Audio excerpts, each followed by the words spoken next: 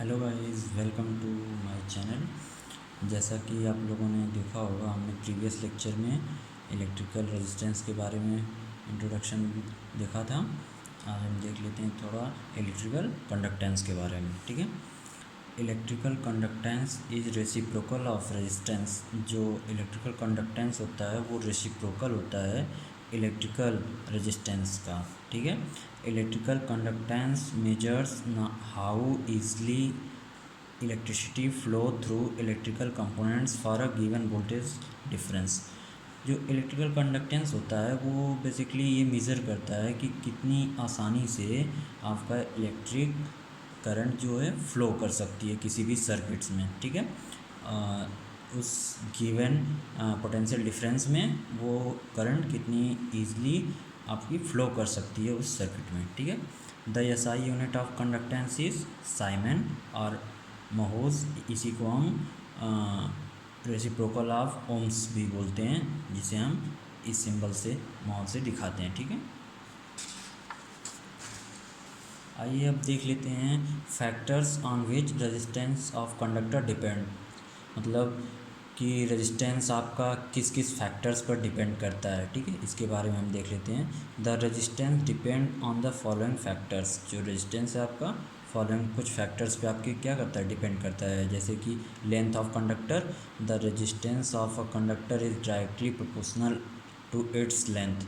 जो आपका रेजिस्टेंस होता है वो किसी भी कंडक्टर के लेंथ के डायरेक्टली प्रोपोर्शनल होता है। इट मीन्स जैसे जैसे आप लेंथ बढ़ाओगे वैसे वैसे आपका क्या होगा, रजिस्टर भी इंक्रीज़ करेगा। ठीक है, if we increase the length of the wire its resistance will increase, and if we decrease or reduce the length, resistance will decrease। इसका मतलब यदि आप किसी वायर की लेंथ आप क्या करोगे, इंक्रीज़ करोगे तो उसका रेजिस्टेंस भी इंक्रीज़ कर जाएगा। अगर लेंथ को आप डिक्रीज़ करोगे तो भी लेंथ रेजिस्टेंस क्या हो जाएगा, डिक्रीज़ कर जाएगा। ठीक है, ये आपका पहला फैक्टर हो गया। दूसरा फैक्टर देख लेते हैं, एरिया ऑफ क्रॉस सेक्शन। ठीक है, किसी भी कंडक्टर का एरिया ऑफ क्रॉस सेक्शन भी डिपेंड कर फैक्टर की तरह काम करता है रेजिस्टेंस के, कि वो कम होगा या ज़्यादा होगा। ठीक है, if we cut a wire and see through it horizontally, it is in the form of a circle।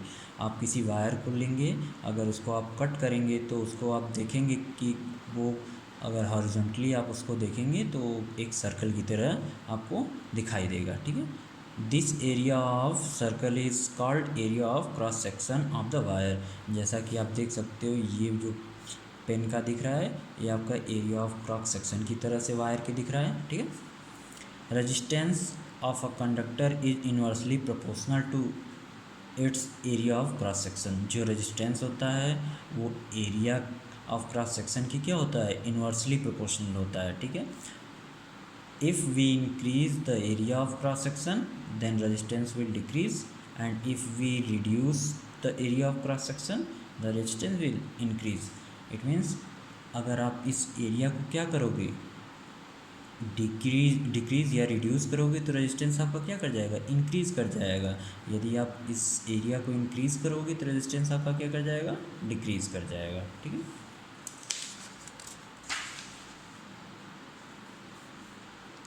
आइए अब देख लेते हैं nature of materials. Resistance also depends on nature of materials.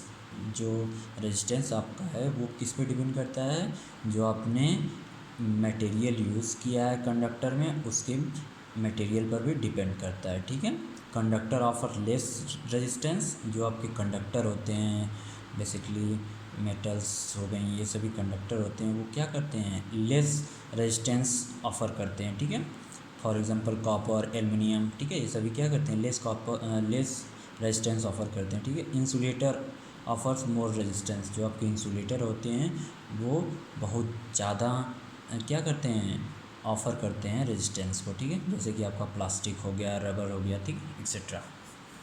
Effect of temperature. ठीक है, अब resistance पर temperature का क्या इफ़ेक्ट होता है इसके बारे में देख लेते हैं। In case of pure metal resistance increases on increasing temperature. अगर आपकी कोई भी मेटल प्योर फॉर्म में है तो अगर आप उसका क्या करोगे, टेम्परेचर इंक्रीज़ करोगे तो उसका रेजिस्टेंस भी क्या कर जाएगा, इंक्रीज़ कर जाएगा। ठीक है, but in case of alloy like nichrome the temperature has no effect on the resistance। लेकिन क्या है, अगर ये लॉय हो तो उस पर टेम्परेचर का कोई इफ़ेक्ट नहीं पड़ेगा, ठीक है, जैसे कि नाइक्रोम है आपका। नाउ वी हैव नो, जैसा कि ऊपर सारे फैक्टर्स को देख लिया हमने, तो जो आपका रेजिस्टेंस था वो कंडक्टर की लेंथ पर डिपेंड कर रहा था और उसकी इन्वर्सली प्रोपोर्शनल था, सॉरी डायरेक्टली प्रोपोर्शनल था, और जो आपका एरिया था वो इन्वर्सली प्रोपोर्शनल था, ठीक है। अब इन दोनों इक्वेशन को आप अगर कंबाइन करोगे तो आपको मिलेगा R प्रोपोर्शनल टू L/A, ठीक है। अगर आप इस प्रोपोर्शनल साइन को हटाओगे तो वहाँ पे क्या आएगा, प्रोपोर्शनलिटी कांस्टेंट आएगा, जिसे हम क्या बोलते हैं, रो बोलते हैं, ठीक है। तब फार्मूला हमारा हो जाएगा R = ρL/A, ठीक है। This constant is called resistivity. ये जो आपकी कांस्टेंट रो है इसी को क्या बोलते हैं, रजिस्टिविटी बोलते हैं, ठीक है। इसे हम रो से डिनोट करते हैं, ठीक है। अब थोड़ा स्पेसिफिक रेजिस्टेंस के बारे में जान लेते हैं। The resistivity is also known as specific resistance. जो आपकी ये रजिस्टिविटी होती है उसी को हम क्या बोलते हैं, स्पेसिफिक रेजिस्टेंस बोलते हैं, ठीक है।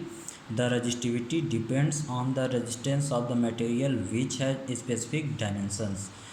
जो आपकी रजिस्टिविटी होती है वो किस पे डिपेंड करती है, मटेरियल्स पे, कंडक्टर के, ठीक है, क्योंकि रजिस्टिविटी एक मटेरियल की प्रॉपर्टी होती है, ठीक है। स्पेसिफिक रेजिस्टेंस क्या हो जाएगा आपका, ρ = RA/L, ठीक है। The SI unit of resistivity is ohm meter. जो आपकी रजिस्टिविटी स्पेसिफिक रजिस्टिविटी होगी या स्पेसिफिक रेजिस्टेंस होगा आपका, उसकी यूनिट क्या होगी, ओम मीटर, ठीक है। Thank you.